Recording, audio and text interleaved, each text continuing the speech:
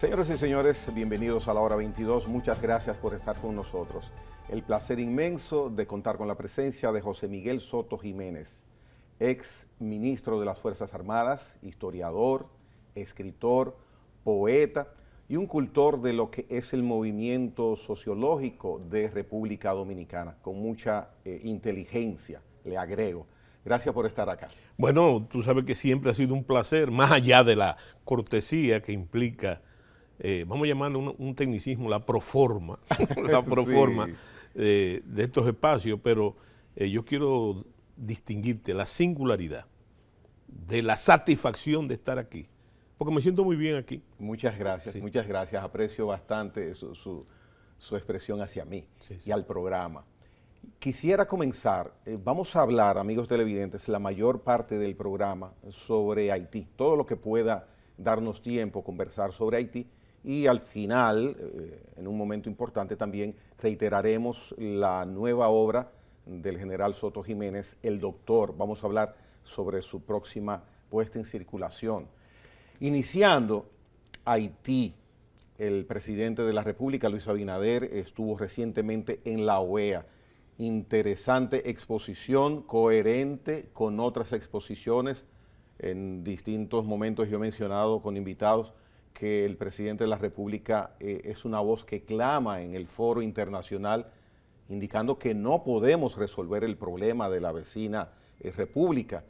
Sobre ese particular, en su opinión, ese discurso ante la OEA. Bien, déjame decirte que me faltó algo en la introducción, que yo siempre digo, es un saludo muy dominicanista a todos los que siguen este programa, que son muchos. Correcto. Bueno, es interesante iniciar nuestra conversación con el tema de esa locución del presidente de la República, Luis Abinader, en ese cónclave de la OEA, cónclave que yo conozco bastante bien porque hay que recordar que pasé 4 años como representante ante la Junta Interamericana de Defensa, que es un organismo precisamente dependiente de la OEA, ¿verdad? O bajo el régimen de la OEA. Interesante, no solamente por lo que tú llamas ese clamar permanente del presidente y de los últimos 4 presidentes han tenido ese lugar común, ¿verdad?, de pedir ayuda para Haití, ¿verdad? Eso no lo singulariza. Tampoco me atrevo a decir si el discurso fue bueno o fue malo. Yo lo que sé es, desde mi condición no de crítico, sino de ciudadano, como yo digo, de mi trinchera ciudadana, que el discurso fue oportuno y necesario, con una singularidad, que es que el presidente en esta ocasión no es que pide ayuda simplemente, o que hable o se refiera al problema migratorio al que hay que referirse siempre, pero no hace eso. Es la primera vez que el presidente de la República, es más, que un jefe de gobierno, en este caso un jefe del Estado dominicano, se refiere al problema de Haití como un problema de seguridad nacional, según sus palabras. Esa es la singularidad y es lo que a mí me atrae del discurso, por eso digo oportuno y necesario. Discurso que previamente, por lo menos en este programa, usted ha planteado, claro, el problema de que es un asunto de seguridad nacional la situación que ocurre en estos momentos en la frontera. Entonces, yo pienso que ese punto de vista del presidente es cónsono, y mira qué interesante, con todos y cada uno, con el clamor precisamente de lo que se designan y están orgullosos de ser dominicanos, porque ese discurso del presidente, con sus mismas palabras, y voy a poner un caso no por egolatría ni por vanidad, es el discurso de Soto Jiménez, con una diferencia, hace 35 años. Ya. ¿Verdad? Y te puedo facilitar el periódico que se hizo eco de eso, se hizo eco del prólogo que yo hice al libro, a la primera edición del libro de los casos de la Nación Dominicana del doctor Manuel Núñez, ¿verdad? Yo fui el prologuista. Y yo termino ese prólogo diciendo exactamente, diciendo que no es verdad,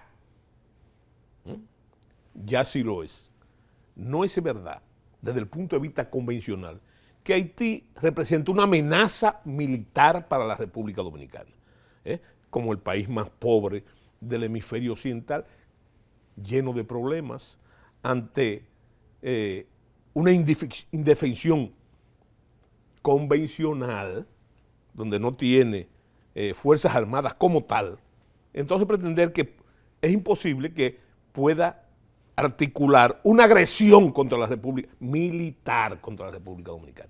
Pero yo agrego ahí diciendo que subestimar a ese Haití en esas condiciones de ingobernabilidad, junto a otros muchos problemas, subestimarla, lo podemos pagar muy caro.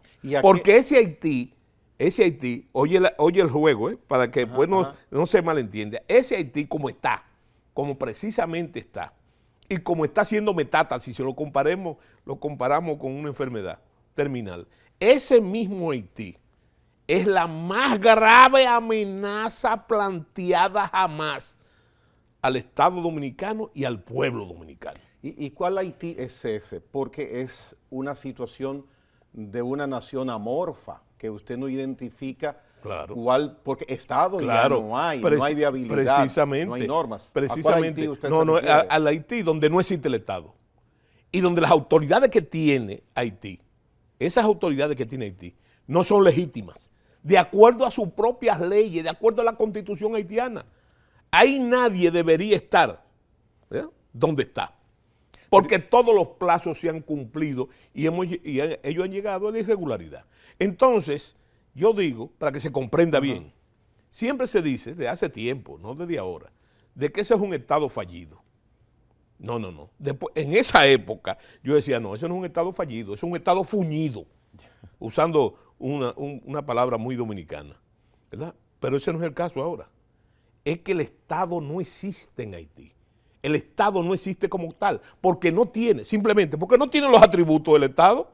Él no tiene control, no tiene el monopolio legal de la violencia, no tiene el control de la territorialidad, no tiene el control de la población y sus recursos, ¿verdad?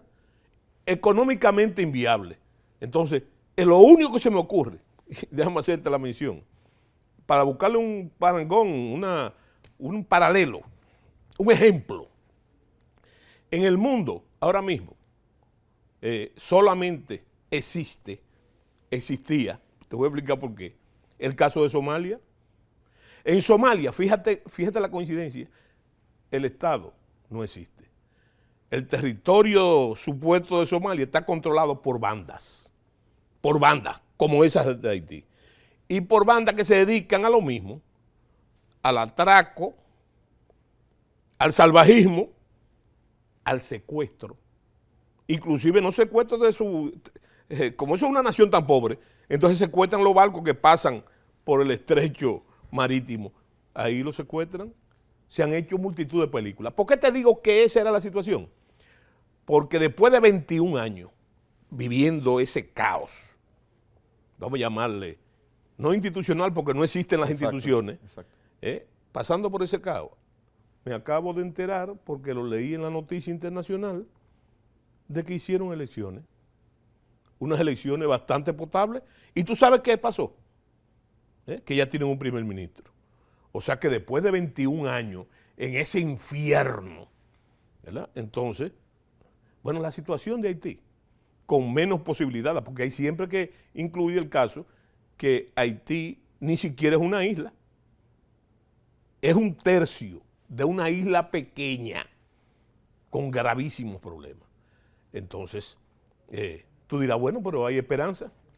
Yo creo que sin la intervención, no hablo de intervención militar solamente, ni tampoco hablo de intervención humanitaria, sin la intervención de ese sistema internacional clamado por todos los presidentes dominicanos que han pasado y por el actual presidente, que lo ha dicho en muchas ocasiones en foros internacionales, ahora en su ausencia lo acaba de reiterar el mismo clamor el señor canciller de la República. Ante la Organización de las Naciones Unidas.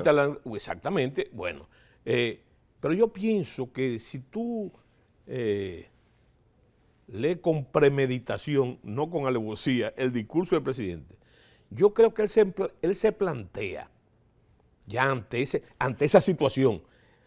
O sea, no estamos hablando de la situación general de Haití, es esa situación que ha provocado, mi querido amigo Gregory Caimares, ha provocado en la actualidad no solamente el aumento del vandalismo en Haití, sino la ingobernabilidad total, una serie de disturbios permanentes. Y fíjate una cosa que yo había dicho para que no haya posibilidad de comparaciones de ningún tipo en ninguna época. Yo te dije aquí en este programa que para tú comprender la barbarie de Haití, que es una barbarie cultural, eso es una tendencia cultural. Yo te dije a ti que ellos, al padre de la patria, a Jean-Jacques Dessalines, lo mataron. Correcto. Pero no solamente lo mataron, lo descuartizaron. Lo descuartizaron. Bueno, pero fíjate qué coincidencia, como medida, acabo de ver que cogieron a la estatua del padre de la patria y la derribaron en Puerto Príncipe, pero no solamente la derribaron, la mutilaron. Sí, fue vandalizada. Fue vandalizado completamente. Sí, fíjate eso. Y yo creo que el presidente se hace unas preguntas que yo las asumo, pero no en el escenario internacional, sino aquí. Porque el presidente en un momento de sus palabras en la OEA, en la Organización de Estados Americanos, él dice, ¿qué ha faltado? Es una pregunta que él le hace al foro, a los señores representantes y delegados y embajadores. ¿Qué ha faltado? ¿Qué ha faltado en la actitud internacional? Entonces yo me permito decirle al presidente que él debe hacerse esa misma pregunta con respecto a la República Dominicana, no a la situación internacional. ¿Pero qué podemos hacer nosotros? No. Nosotros no podemos hacer nada en Haití. Es más, yo soy partidario de que no se haga nada. Yo soy partidario de que Haití, el problema de los haitianos, incluyendo la imposibilidad de alcanzar la democracia, eso es un problema de los haitianos. Es la vieja sentencia tan sostenida por la izquierda revolucionaria dominicana y de toda América de la no intervención y de la no injerencia. Y además yo hago un paralelo. La gente suele decir, el dominicano suele decir, bueno, como que nosotros no hemos avanzado nada. Tú sabes lo que nosotros hemos avanzado del 62 a la fecha. Construyendo con muchísimo sacrificio, sangre, como dijo Churchill, sangre, sudor y lágrimas, para construir esta democracia que tenemos. Pero que no es plena, Pero mire... entonces, la gran pregunta que yo me hago, y excúsame que... sí, continúe. La gran pregunta que yo me hago, ¿quién nos ayudó a nosotros a tener esta democracia buena o mala que tenemos? ¿Quién nos ayudó? Nadie nos ayudó. Esto ha sido construido, ¿verdad? Lo que tenemos, que no es perfecta, que es imperfecta, pero ha costado mucho sacrificio. Entonces, ¿por qué soñar partiendo de un cero muy relativo, que no ocurra lo mismo en Haití? ¿Por qué tiene que intervenir? ¿Verdad? Yo acepto que desde el punto de vista humanitario, muy bien, que tiene que ver con la ayuda humanitaria. Pero la política, la situación política haitiana deben resolverla los haitianos. Deben resolverla los haitianos. Ahora, ¿cuál es el problema? ¿Qué es lo que realmente nos debe interesar? Es el aspecto dominicano. Yo he dicho de forma desaprensiva, yo lo he dicho, ¿verdad? En algunos momentos, que a mí no me importa lo que pase en Haití. A mí lo que me importa es lo que pasa en la República Dominicana y sus consecuencias, ¿verdad? Y me ha dicho, no diga eso. No. Eso, los analistas, los sociólogos, los politólogos, los estudiosos del derecho internacional, debe llamar la atención lo que está pasando en Haití. A mí lo que me interesa es lo que esa situación puede ocasionar en la República Dominicana. Entonces, tú has preguntado, ¿verdad? Ya. ¿Qué podemos hacer? Bueno, yo pienso que debemos ya tomarnos muy en serio el problema de las repatriaciones de los haitianos a su país. Roberto Casá, propuesta. No solamente mira, Roberto Casá, la voz de Roberto Casá, muy autorizada porque es un conocedor, no solamente de la historia de la República Dominicana y hasta de Haití y hasta del Caribe, sino también que lo que él ha planteado fue lo que tú dijiste ahorita, es un grito de quien clama en el desierto y él lo sintetiza, ¿verdad? Debemos defender el país de esa migración indiscriminada, hay que hacerlo ya, porque esa migración indiscriminada se está tragando los frutos de esa democracia que yo te dije que ha costado tanto. ¿En qué área? En la salud, en la seguridad, en el mercado de trabajo, en las escuelas. Yo quisiera hacerle una observación en ese sentido. Esa migración indiscriminada que usted indica ha sido una responsabilidad de República Dominicana, ante la cual nunca nosotros hemos tenido aparentemente la capacidad de organizarla ni de controlarla. Yo no sé quién fue que planteó una vez en la República Dominicana la idea del gobierno compartido. Yo te cito eso solamente, el gobierno compartido. ¿Tú sabes Pero por qué? eso era para políticamente hablando. No. Yo estoy hablando del gobierno compartido. Yo ante lo que tú estás diciendo, hay que aceptar que hay una responsabilidad compartida de varias administraciones, ¿verdad? Correcto. En cuanto al caso de la migración ilegal. Pero ese no es el caso. El caso es que están aquí, ¿verdad? Que no pagan impuestos, ¿verdad? Que se están tragando los frutos de la... Óyeme, esos frutos de la democracia fueron hechos para los dominicanos, para el disfrute de los dominicanos. Tú sabes, te voy a hacer una pregunta. ¿Tú sabes lo que costó políticamente hablando al pueblo dominicano el 4%? ¿O a ti se te olvidó ya lo que eso fue? Esa movilización constante, ¿verdad? Bueno, ¿para qué? Para mejorar la educación para los dominicanos, pero no para los haitianos. Ilegales. Tú sabes lo que costó en términos políticos, en varias administraciones, esa ley de seguridad social y ese ícono de la seguridad social. ¿Tú sabes lo que costó eso? Para que entonces esos frutos no solamente lo disfruten los ilegales, ¿no? En parte, sino también algo peor aún. Esos ilegales, que por ser ilegales, por ser indocumentados, hay gente que se ofenden cuando lo llaman ilegales, son ilegales porque son ajenos al cumplimiento y a lo que dictaminan nuestras leyes. Pero tú sabes lo que costó eso. Tú sabes lo que costó eso. Entonces, ahora pasa la paradoja de que todo eso logro, y te puedo decir más, en cuanto al trabajo, el turismo, todo eso. Mire, ellos no pagan impuestos.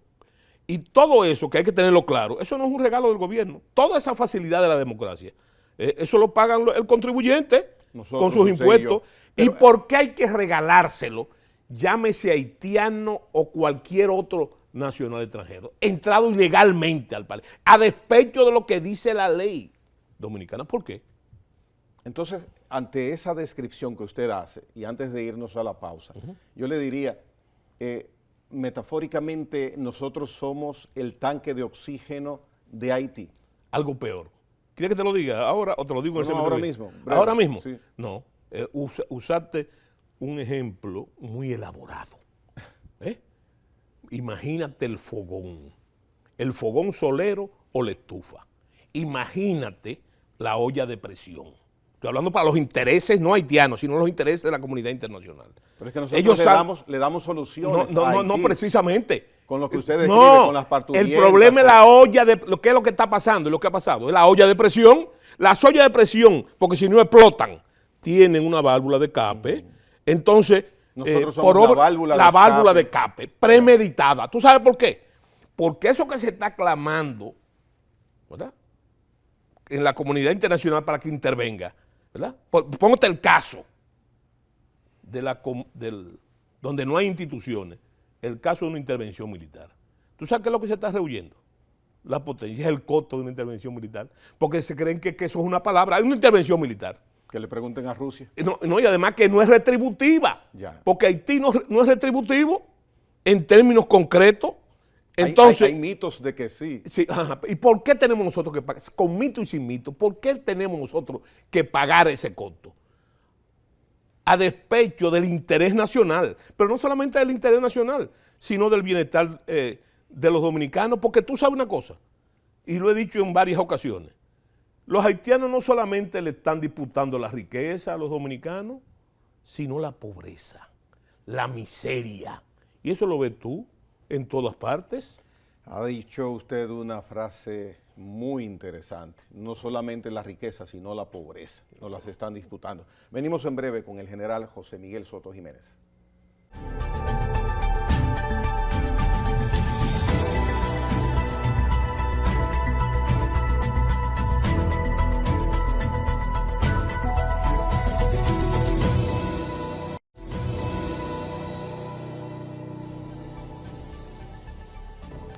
General José Miguel Soto Jiménez, en el segmento anterior usted cerraba indicando que Haití no solamente nos está disputando la riqueza, sino también la pobreza.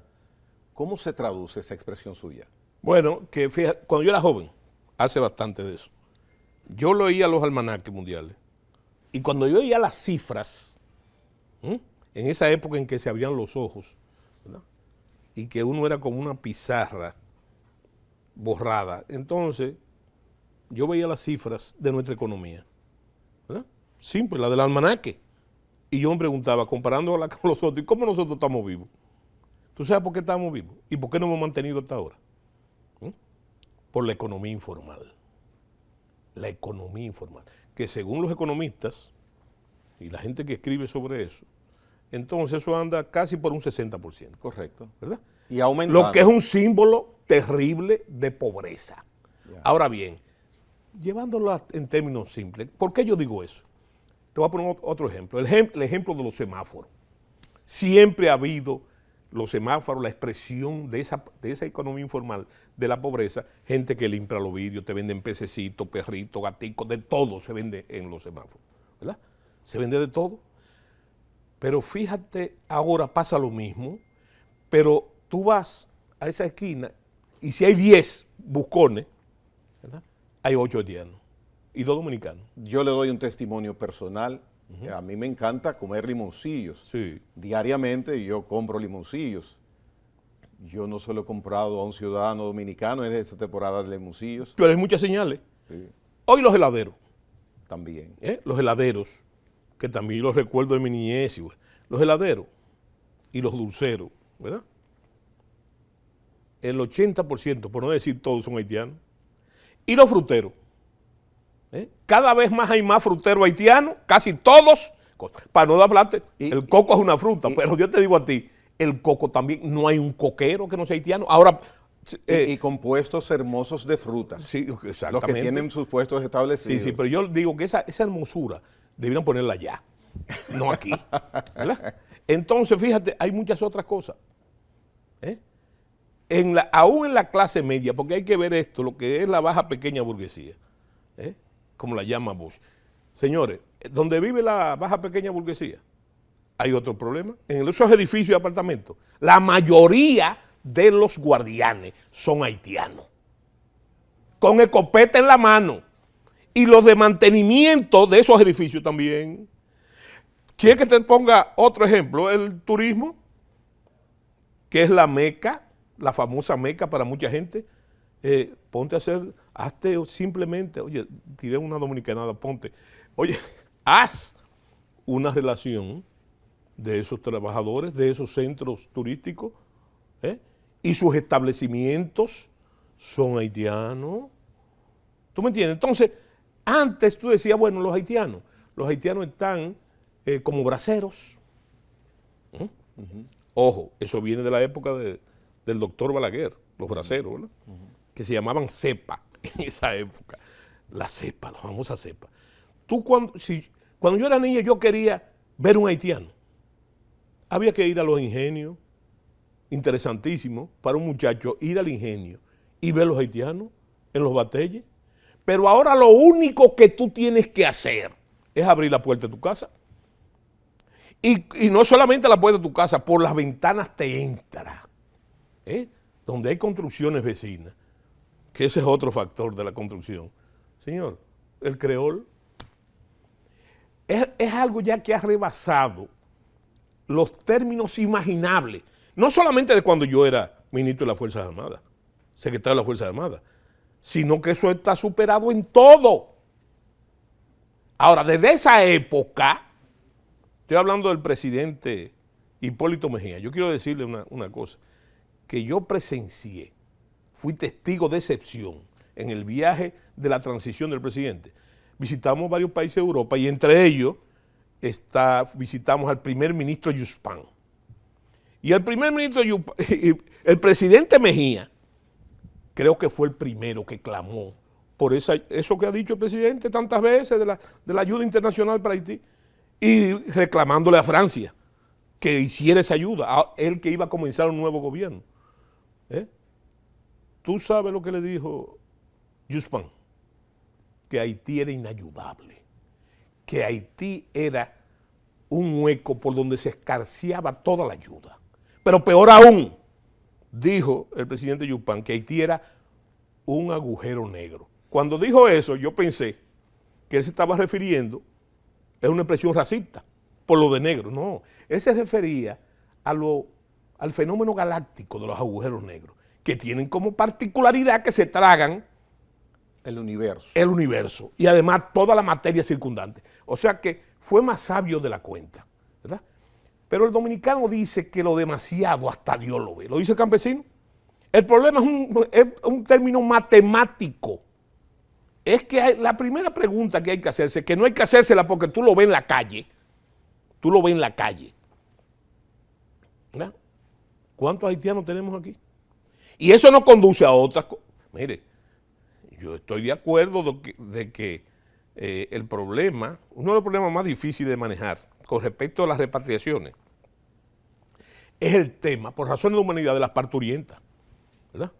Pero, óyeme, se ha dicho que existen bandas que negocian entre los que hay guardia metido en la frontera, que traen a esa parturienta. Mira, cuando yo era un joven oficial, en las escuelas, sobre todo extranjeras, me enseñaron que la población no crece matemáticamente, ni aritméticamente, crece geométricamente. Esa es la teoría de Malthus. Entonces, ¿tú crees que esa aglomeración que hay en los hospitales es producto de la gente que le traen? ¿Qué traen? Traen. Pero tú crees, ¿pero qué clase traen? Tiene que ser por lo menos para que puedan pagar esas coimas y demás de ese negocio sucio y antinacional. Bueno, tiene que ser de la clase media o de gente que tenga recursos, porque ¿cómo lo paga? Ahora yo me pregunto, ¿esa es la situación? No, ¿tú sabes cuál es la situación? De que esa población haitiana que hay aquí, desmesurada, descontrolada, ¿verdad? Tiene hijos, ¿verdad? Por no decir que hace el amor y por lo tanto tiene hijos. Pero ¿qué tipo de familia modelo? No hay familia haitiana que no tenga 7 u 8 muchachos, ¿verdad? Entonces, es de aquí que está saliendo. Esa aglomeración, y yo no te tengo que decir la cifra, Hay algunos estudios que dicen que eso está 7-3, que por cada parturienta, 7 parturientas tienen 3 dominicanas. Pregunta, solución que usted pueda plantear ante esa situación de inmigración ilegal, ¿cuál sería? Primer paso. Hay que controlar totalmente o lo más posible, porque eso no, en ninguna parte del mundo, y incluye la potencia, esos problemas fronterizos de toda la frontera Primero controlar. No, espérate un momento. Lo primero que debe haber es una voluntad política. Ya. La voluntad política, no te vayas buscando las ramas. La voluntad política. Entonces, ¿en qué sentido? En la gradualidad de las leyes. Porque si yo podría despacharme fácilmente diciéndote a ti aquí, bueno, ¿cuál es la solución? El cumplimiento de la ley. Sin apelar a los tremendismos y de las cosas indeseables e indeseadas del pasado. Yo simplemente te digo, ¿verdad? Dale cumplimiento a la ley, lo que dice la ley. Entonces, el control de la frontera ya, yo siempre digo una frase que me enseñaron en la escuela de guerra. Dice que lo estratégicamente deseable tiene que ser tácticamente posible.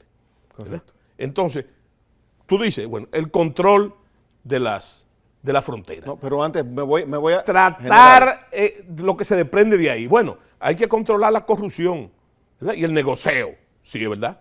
Disminuirla. Pero esa es la lucha de los mandos militares. Pero no es que lo van a hacer, ni que lo están haciendo. Ahora, eso no es una varita mágica. Eso se hace con supervisión, con esfuerzo, etc. General, yo quiero devolverme al punto número 1. Sí. Yo creo que es conveniente. Sí, la voluntad política. Sí. Durante años y años hemos dicho, tenemos un problema con la inmigración ilegal haitiana. Sí. Hemos hecho la crítica, siempre lo estamos diciendo, pero estamos como anestesiados. Entonces, cuando yo le pregunto solución, usted dice que lo primero, voluntad política. ¿Por qué viene la pregunta a usted? Durante tantos gobiernos, ese punto número 1, a su modo de ver, como empezar a buscar la solución, la voluntad política, no se ha puesto en práctica. Bueno, es que te voy a decir una cosa precisamente, es que esas cosas que han pasado, y a las que yo te digo que es una culpabilidad colectiva. El gobierno compartido. No, es el ejemplo que yo puse. Ya. Pero yo te voy a decir algo, eso tiene que desprender experiencia y doctrina, aprender de esos errores. A mí me enseñaron también en las escuelas militares que la doctrina se deriva de la experiencia, como decía Simón Bolívar Walker, que él decía, un general norteamericano, que decía, el buen juicio viene de la experiencia y la experiencia del mal juicio. Pero experiencia bastante tenemos. Sí, pero si tú no haces nada con la experiencia, si tú no la aplicas, entonces, ¿cómo se aplica eso? Que es la pregunta que tú dices, ¿verdad? ¿Cómo tú derivas? ¿Cómo esa experiencia se convierte en norma? Yo lo he dicho muchas veces, ¿tú sabes cómo? Señor, el Estado Dominicano, en ese mismo periodo que yo te dije de esa sucesión de administraciones, ha sido incapaz, y hay que decirlo así, ha sido incapaz de articular una política haitiana, una política fronteriza y una política migratoria. Y sin esas políticas, ¿cómo tú guías las Fuerzas Armadas? Por intuición. No. Si no hay una política que lo guíe, una política de gobierno, una política claramente establecida, ¿qué es lo que mueve esa voluntad política? Pero ¿cuál ha sido entonces el denominador común por lo cual todos los gobiernos... No busquemos esas razones. Pero es que estamos en el presente sucediendo lo mismo. Claro, entonces, el presidente de la República debe derivar de esas acciones un estudio concienzudo con sus asesores, ¿verdad? Que eso no se repita. Pero ya la gravedad de la situación que ha dicho el mismo presidente en los organismos internacionales, en cuanto a la seguridad nacional, en cuanto a lo que está pasando en Haití, las soluciones debieron comenzar ayer. ¿Por qué debieron comenzar ayer? Te voy a poner un ejemplo, que se lo preguntaron al presidente también, porque la gente se cree que los presidentes deben ser, y eso es cultural, sábelo todos, o que deben ser expertos en asuntos militares. Cuando la prensa me preguntó, esa misma pregunta que tú me dijiste después de la cosa del presidente, yo dije, bueno, refiriéndome a la situación actual en Haití, la actual, de seguridad nacional para nosotros, yo dije, bueno, lo que hay que aplicar, el Plan Gavión.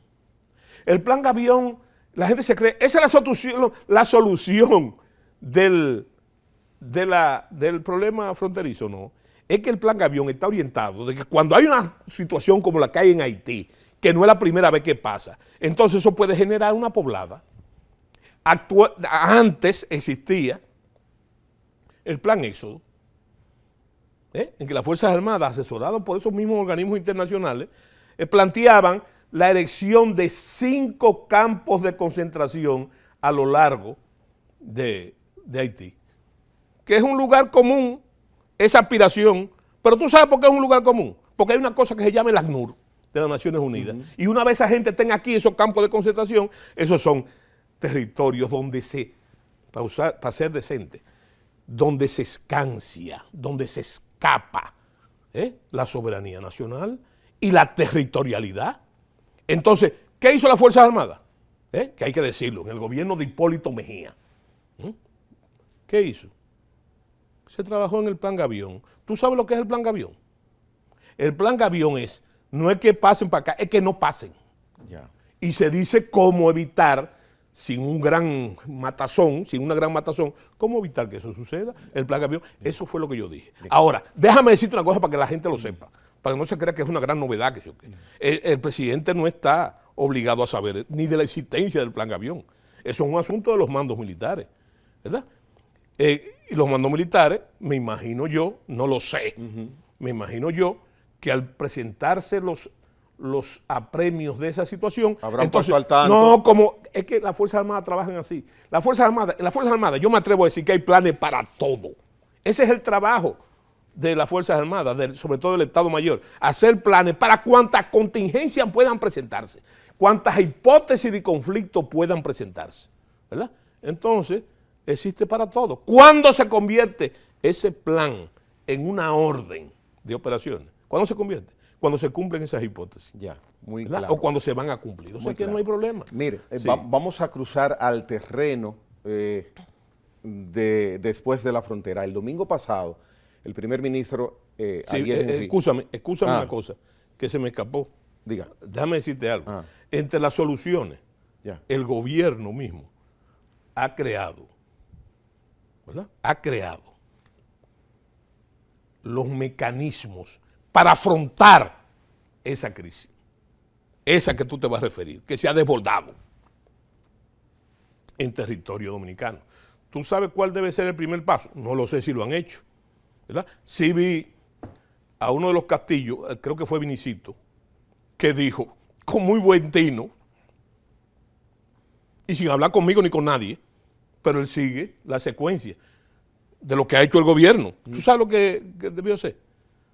Convocar el Consejo de Seguridad Nacional, que no creó este gobierno, pero sí lo reglamentó y le puso posiciones, que tuvo mucho tiempo. Entonces, ese es un caso típico para la convocatoria del Consejo Nacional de Seguridad, para que las medidas que se toman sean cónsonas, no solamente con esos planes, sino con la apreciación de la situación, porque la apreciación de la situación, la apreciación y análisis de la situación, también nos enseñaron a los militares, es un proceso continuo, que lo que es hoy una cosa, aunque en esencia sea la misma, ya mañana es diferente.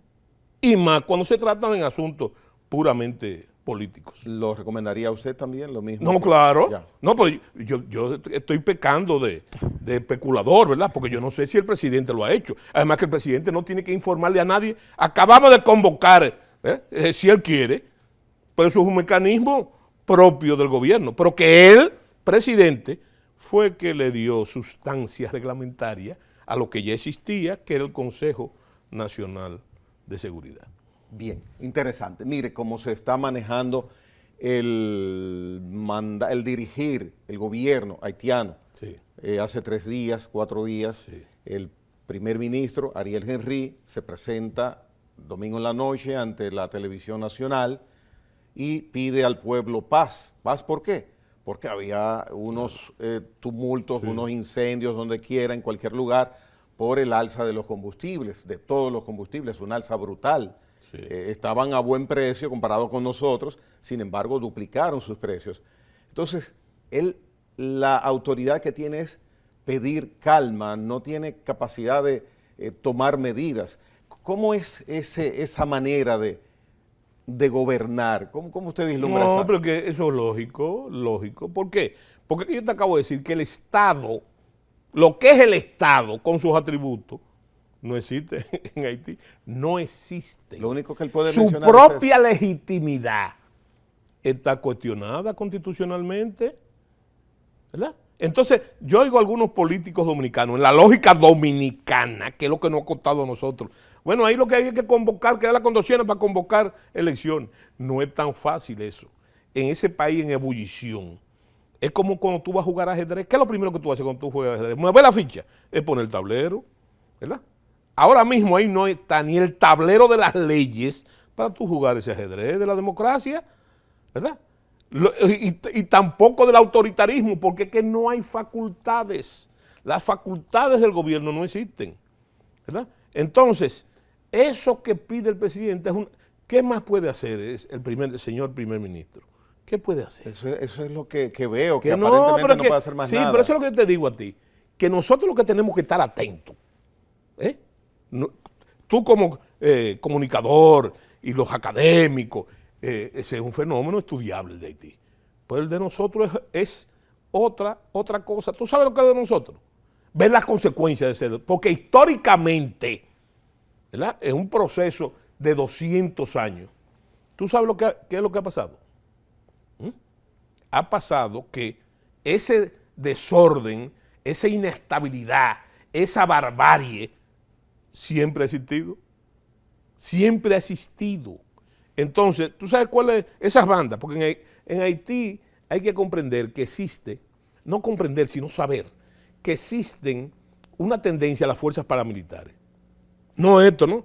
Es el mismo ejemplo más claro, son los tontón macuts, y existía el ejército, pero después también estuvieron los chemiers, ¿verdad? Y los brazos armados de la Balaz, y las bandas guerrilleras que hubo cuando derrocaron a Cedras.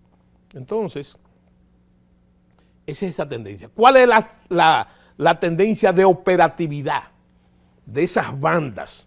¿Verdad? Que tú no hay fondo de tú decir que no son puramente delincuenciales. ¿Tú sabes cuál ha sido?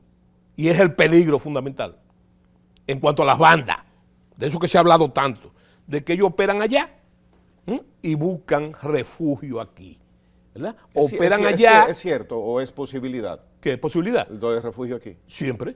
Cruzan. Siempre lo usan como santuario, que es la palabra técnica. Y nosotros. Desde la independencia haitiana, desde la revolución haitiana, eso es lo que hacía Biasó, ¿verdad? Lo mismo, ¿verdad? Entonces nosotros, ¿qué hacemos? ¿Verdad? Que no nos damos cuenta. Que no damos cuenta, pero ya pasó. Porque cuando el gobierno de Hipólito Mejía, es que nosotros también tenemos la memoria corta. Ante esa misma situación, tu inquietud del combustible ya pasó. Cuando el embargo de combustible, las mismas condiciones, ¿verdad? ¿Qué pasó con el presidente Mejía? Que había 6 grupos guerrilleros en Haití, ¿verdad? Ellos operaban en Haití y se refugiaban aquí. Hoy hay 200. ¿Tú sabes lo que pasó? Hoy hay 200. Hasta que las Fuerzas Armadas cogieron, atraparon los dirigentes de esas bandas guerrilleras y algunos de sus seguidores, lo desarmó y lo tuvimos preso en las Fuerzas Armadas varios meses. A los principales, ahí estaba aquí Filipe, una serie de... hasta que la comunidad internacional entró en conferencia para que se lo llevaran, y se lo llevaron a Ecuador, a Panamá, a Estados Unidos. Pero eso pasó y fue una respuesta efectiva de las Fuerzas Armadas dominicanas. Da la impresión de que ahora sucede, cruzan y como no, Pedro pero por su casa. Siempre así, porque es que, óyeme, decía Mao Zedong que la guerrilla es al pueblo, como el pez es al agua. Lo dijo, ya usted lo dijo todo. Sí. Señores, venimos en breve con el general Soto Jiménez al último segmento de la hora 22.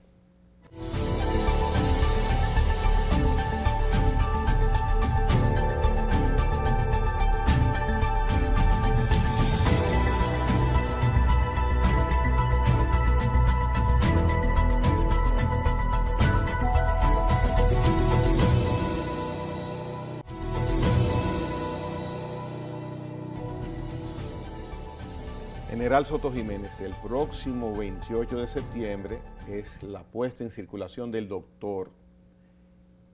De los datos, por favor. Mire qué interesante esa invitación, qué elegante, la he piropeado bastante. Sí. Bueno, tenemos el caso de que tenemos, como tú has dicho, la presentación de mi nuevo libro, El Doctor, en la universidad, en Unicaribe, el día 28 a las 8 de la noche, y el 29, o sea, un día después, a despecho de qué día es San Miguel, y dice el pueblo dominicano que el diablo anda suelto, la vamos a presentar en Santiago, en la Sociedad Amante de la Luz. En el Ateneo Amantes de la Luz. A las 8 de la noche. El 29. El 29, un día después. Ah, qué interesante. Y el día primero. También. No, el día primero tenemos la marcha patriótica allá en Santiago, claro. En Santiago. Claro. Entonces el 28 aquí en Unicaribe, 8 de la noche, las personas que están invitadas. ¿El libro estará vendiéndose desde cuándo en las librerías? Bueno, posiblemente mañana o pasado estará en encuesta, pero ya se puede adquirir, si llaman a Patricia, tú conoces el teléfono, ¿verdad? Pero ya de mañana está en encuesta y va a ser vendido también en las dos. Pero lo más importante de este caso es decir, sobre el doctor, ¿verdad? Y es Joaquín Balaguer, no doctor en medicina, el doctor, cuando se habla de doctor, es doctor Joaquín Balaguer. Primero que no es un libro biográfico, ¿verdad? No es un libro biográfico. Lo estoy diciendo para que la gente sepa a qué atenerse, ¿verdad? No es un libro apologético ni de loas al doctor Balaguer, ¿verdad? Yeah. Tampoco es un libro de agravios y de insultos al doctor Joaquín Balaguer, ¿verdad? Es un intento de radiografía de esa personalidad política que no es una realidad. Solamente hay que decir que fue 6 veces presidente de la República, presidente constitucional de la República, fue 6 veces. No vamos a entrar en esas discusiones maniqueístas de que bajo el costo de que es una realidad. Sobre todo teniendo en cuenta, señores, que sus enemigos finalmente, en el ocaso de su vida, lo hicieron padre de la democracia dominicana. Solamente hay que averiguar quiénes eran los partidos mayoritarios en el Congreso de la República cuando se hizo esa declaración. O sea que no hay que buscarle la quinta pata al gato. También hay en el contenido una serie de acciones, de testimonios vivenciales. No de los primarios, porque por asuntos familiares yo estuve muy ligado de niño al doctor Balaguer, ¿verdad? Se trata de mi abuelo, Miguel Ángel Jiménez, que decía Balaguer mismo, que era el hermano varón que él nunca tuvo. Ahora bien, tampoco es un libro de curiosidades personales del doctor Balaguer. Es una radiografía política. Con esos testimonios, muchos de los cuales la gente no conoce y que tuvieron un gran impacto en el país, que a mí me tocó, no como teniente, sino como oficial superior, y uno de ellos como oficial general. Tuve una relación testimonial, ¿verdad?, y circunstancial con el doctor Joaquín Balaguer, ¿verdad? No hay juicio de valores en el libro, porque entonces sería interesante, porque en Balaguer siempre se baraja una cosa. Te voy a poner 2 ejemplos, ¿verdad? Balaguer la gente se cree que Balaguer era un ser providencial. Balaguer no era un ser providencial. Balaguer es fruto de un largo aprendizaje, con la ventaja que por sus facultades intelectuales, que estaban todas al servicio de su figura política, entonces el doctor tenía una guerra permanente contra el olvido. Y él sabía, porque pensaba como un romano, y yo lo explico ahí, el peso que tienen las obras físicas de gobierno en que fuera recordado. Pero también él tenía conciencia de que él iba a ser recordado por la otra cara de la moneda. ¿Por cuál? Por la de los excesos, como él mismo dice, y las barbaridades de los 12 años. Él lo dice en su último discurso político, el doctor Balaguer en San Cristóbal, dice, ¿verdad?, que reconocía las barbaridades y los excesos de los 12 años, pero que había que tomar en cuenta, lo dice él, que él gobernó con unas fuerzas fundamentalmente trujillistas. Y él habló de esas barbaridades en el gobierno, en los 12 años. Él decía que era fruto de los incontrolables, como también dijo una cosa que está muy de moda ahora, que aceptando la corrupción de su gobierno, que la corrupción se paraba en la puerta de su despacho. Hoy día, Balaguer estuviera adaptado a poder manejar con la astucia, vamos a decir así, que él manejó los destinos de la nación, estaba adaptado para este momento a asumir esa responsabilidad. No, aunque las instituciones han cambiado poco, como marco de referencia, lo que ha cambiado es la sociedad dominicana, ¿verdad? Y por lo tanto, pasa mucho con referencia a lo que se dice de Trujillo, ¿verdad?, que no es la misma sociedad, lo que quiere decir que no es el mismo país, ¿verdad? Entonces, mucha de la taumaturgia del doctor Balaguer ahora es imposible. Ahora, lo más importante es que ese libro no reclama ningún tipo de repetición, ¿verdad?, de ese modelo.